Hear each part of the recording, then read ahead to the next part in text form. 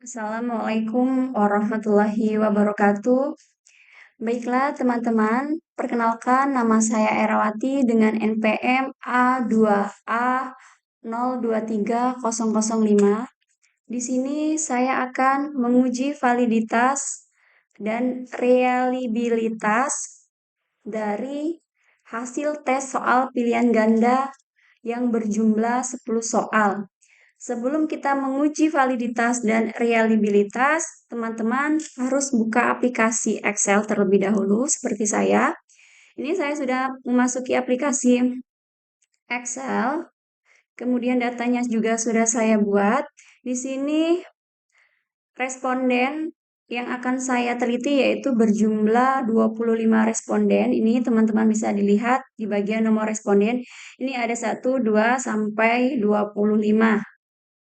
Kemudian nilai atau soal pilihan ganda yang ingin saya validasi yaitu berjumlah 10 soal. 1, 2, 3, 4, 5, 6, 7, 8, 9, 10. Nah, sebelum saya menguji apakah soal itu valid atau variabel, saya akan menjelaskan terlebih dahulu maksud dari angka 0 dan angka 1 di bagian skor butir pertanyaan. Ini maksudnya teman-teman, angka 0 ini maksudnya yaitu siswa menjawab pertanyaan tetapi jawabannya salah. Kemudian di angka nomor 1 ini, angka 1 ini, siswa menjawab pertanyaan secara benar, sudah mengerjakan dan jawabannya juga benar. Itulah kenapa ada angka 0 dan angka 1. Kemudian, setelah kita mengetahui skor butir pertanyaan dan berapa respondennya, kita akan masuk ke dalam aplikasi SPSS seperti ini ya teman-teman. Di aplikasi SPSS ini ada dua input data yaitu data view dan data variable view. Di bagian variable view kita bisa tulis berapa soal yang akan kita teliti. Soal nomor 1, kemudian di bagian kolom kedua soal nomor 2, soal nomor 3, soal nomor 4, soal nomor 5, soal nomor 5, soal nomor 6, soal nomor 7, soal nomor 8, soal nomor 9, dan yang terakhir soal nomor 10. Kemudian di bagian akhir kita tulis total. Kemudian setelah itu akan keluar desimal. Ini maksud dari desimal 2 berarti ada angka di belakang titik atau koma itu ada 2 angka. Jadi kita rubah menjadi desimal 0. Kita rubah semua menjadi desimalnya 0. Kita rubah semua ya teman-teman. Satu-satu kita rubah.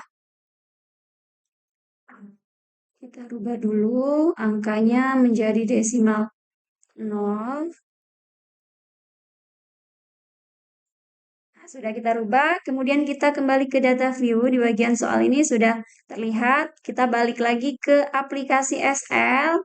Nah, di bagian skor di soal pilihan ganda 1 sampai 10 dan skor total kita blok. Kemudian kita copy, kemudian kita pindahkan ke data view. Kita pindahkan. Nah, ini sudah terlihat berapa soal dengan angka-angkanya ini ya teman-teman. Kemudian langkah selanjutnya yaitu kita akan mencari tahu validasi. Mana saja soal yang valid dan tidak valid dengan cara ketik analyze. Kemudian pilih correct, dan pilih bivard. Kemudian kita copy, kita pindahkan ke kolom selanjutnya. Kemudian kita klik OK. Nah, di sini akan keluar nilainya teman-teman ya.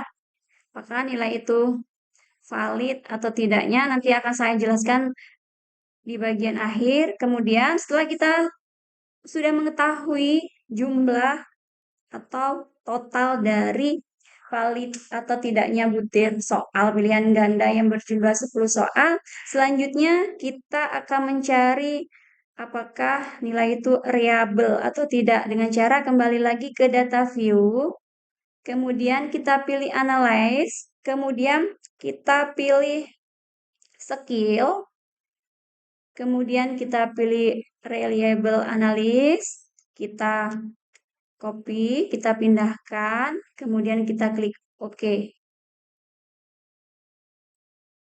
Nah, di sini sudah terlihat ya teman-teman ya. Nah, sudah terlihat kita dapat nilai dari alpha 0,749. Oke, tadi saya sudah berjanji apa sih yang menjadi acuan soal itu bisa dikatakan valid atau tidaknya. Nah, di sini saya buka Word. Nah, ini teman-teman bisa lihat mana sih yang menjadi acuan atau patokan kok nilai itu atau soal itu bisa dikatakan valid, yaitu dengan cara kita memindahkan total pada bagian person correlation dan seek-nya ya teman-teman ya. Ini bagian soal 1 di bagian person correlation 1, 2 sampai 10 dan nilai seek dari 1 sampai 10 juga. Kita pindahkan ke Word agar lebih mudah seperti ini. Kemudian yang menjadi acuan atau patokan yaitu kita lihat di bagian nilai seek-nya ya teman-teman. Nih nilai seek-nya sudah saya pindahkan di bagian Word agar mempermudah kita untuk memahaminya. Kemudian, jika nilai SIK lebih kecil dari 0,005, maka instrumen dikatakan valid. Jadi, jika nilai SIK-nya lebih kecil dari 0,05, berarti instrumen soal pilihan gandanya valid. Nah, kita lihat ya teman-teman di bagian nilai SIK-nya. Soal pada bagian 1 ini dia mempunyai nilai SIK 0,0005. Maaf, 0,000. Jadi, nilai SIK-nya itu lebih kecil dari 0,005. Jadi dikatakan soal itu valid. Nah, begitu juga dengan soal berikutnya. Ini tidak valid karena dia lebih besar dari 0,005. Jadi dapat dikatakan bahwasanya dari 10 soal pilihan ganda, 8 yang valid dan 2 yang tidak valid. Kemudian bagaimana cara kita melihat interpretasi nilai validasi? Nah, ini ada sangat tinggi, tinggi, cukup, yaitu dengan acuan atau patokan nilai yang sudah saya buat ini ya teman-teman.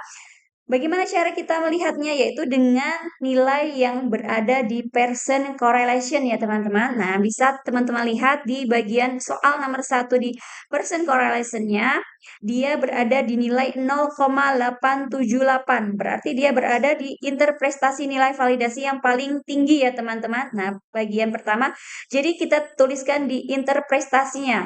Interpretasi nomor soal 1 yaitu sangat tinggi. Begitu juga dengan nilai yang lainnya. Di sini person correlation 0,163 ini tidak perlu karena interpretasi nilai validasi kita cukup menuliskan 3 kriteria saja yaitu sangat tinggi, tinggi, dan cukup. Seperti itu ya teman-teman ya. Jadi dapat disimpulkan bahwasanya dari 10 soal, 8 soal yang valid dan 2 soal yang tidak valid. Kemudian setelah kita mengetahui validasi, kemudian apakah soal itu reliable, yaitu dengan cara kita buka lagi Word-nya.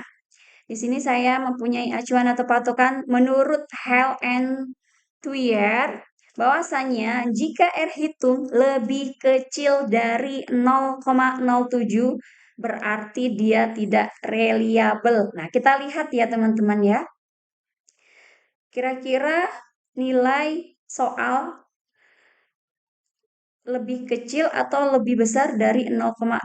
Nah, bisa dilihat di bagian alpha di reliability ya, teman-teman. Nah, di sini nilainya dia berjumlah 0,749. Jadi, dapat dikatakan bahwasanya soal itu reliable karena lebih besar dari nilai R hitung yaitu 0,07. Jadi, seperti itu ya, teman-teman. Semoga bisa dipahami. Mungkin hanya itu saja yang dapat saya sampaikan. Saya akhiri. Wassalamualaikum warahmatullahi wabarakatuh.